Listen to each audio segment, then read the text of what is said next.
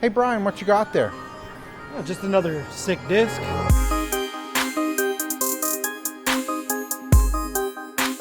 We got the Aerobie Arrow. You may know Aerobie for their kind of weird entries into the disc golf arena, and this is their putter / approach disc. Hey, what's going on with the edge here? Yeah, so that's probably the weirdest thing about this disc is it's got a very pronounced down-sloped edge, which you really don't see in putters, as well as on the rim on the underside. It's like a complete 90-degree angle here, as well as a thumb track ridge. So it's got a strange ridge on the top, a strange slope to the rim, and then the under rim is a complete 90-degree angle. Very different than any other putter I've ever used, and the plastic that they make it out of, I gotta say, is probably one of my favorite plastics I've ever felt. It's very tacky and grippy, but still very firm. It's like soft and firm. I don't know if that makes sense. It's not flexible, but it's very sticky. What do you think? Well, first impressions, it is sticky. It is. I can actually feel like my fingers not slipping. I got to force it to slip.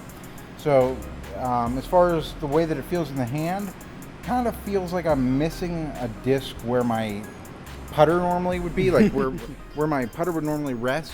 This is resting almost at a sharp angle on my finger. So yeah. It's definitely different than any putter I've seen before. It claims that it's an ultra straight approach and putter. Let's test that today. Yeah, let's try it out. It flies pretty much wherever you point it. I will say it doesn't have a lot of glide. It kind of feel like it dumps, but if you're a putter that, is counting on a high apex and drop, this is great for that. Little bouncy if it hits the rim. It didn't really have any bounce in. They all kind of bounced off the rim. But we are using marksman here, so I'll just say that it's the basket's fault, not my putting style or anything like that.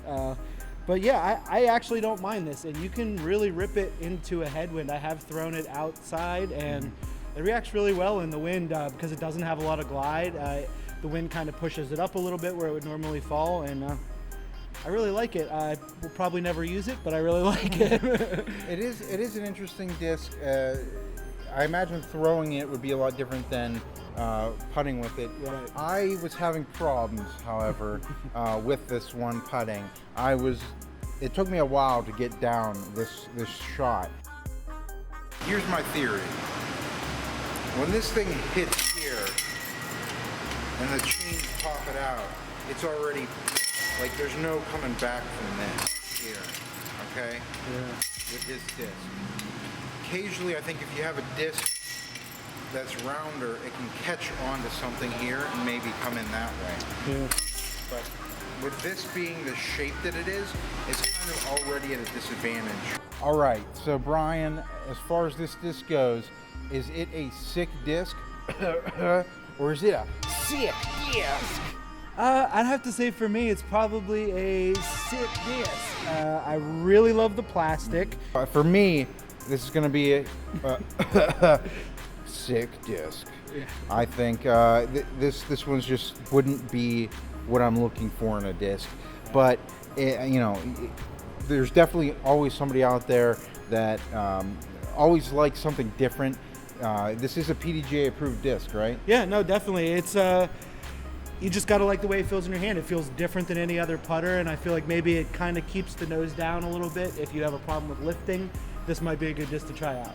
Yeah, and since we're both at an impasse here again, we can't seem to decide on anything. Make sure you leave us comments in the comment section below. Let us know what you think. Is this a sick disc, or is this a sick disc? Let us know in the comments. Also, like, share, subscribe. Facebook, YouTube, you guys know the deal. All this stuff. Until next week, guys. Keep banging those chains. It's my line.